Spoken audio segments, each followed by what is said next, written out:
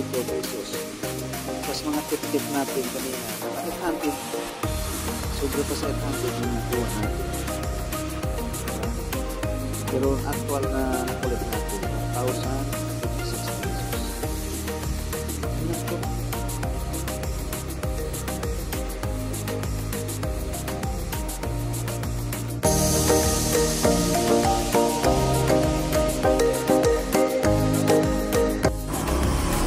Bookings tayo in 1 hour. Kaya waiting muna tayo sa booking ulit. Dito tayo sa pinanggalingan natin na balik.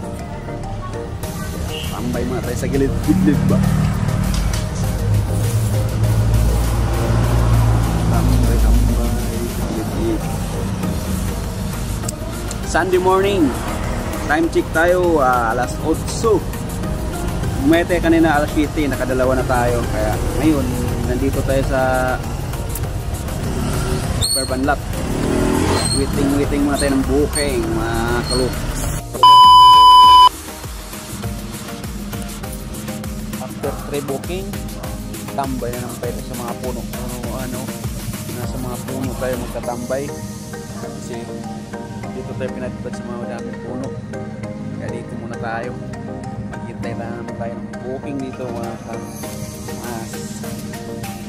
kaamas.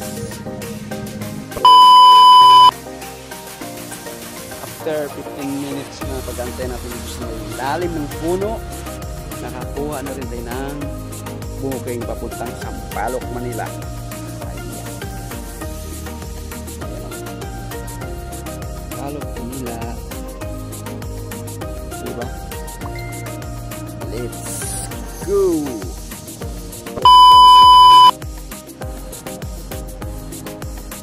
Time check tayo, alas 10 na. Naka 5 bookings na tayo mula kanina alas 7. Nandito tayo napadpad sa Pasay.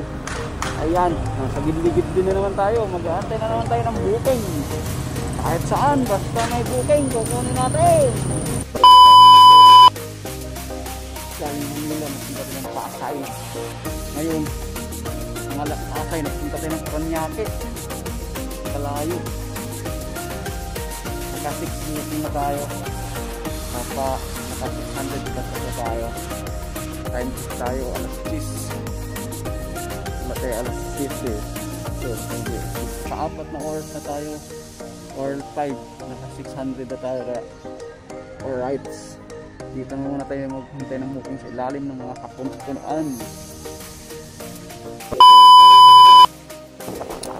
Magandang hapon. Hindi na po tayo nakapag-update kanina. Hindi na po tayo nakapag-video dahil nalubat ako.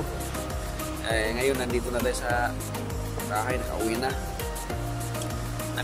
Ano lang tayo, 9 bookings. Naka 800 pesos tayo. Hindi na masama sa 6 na oras. Kaya thank you for watching.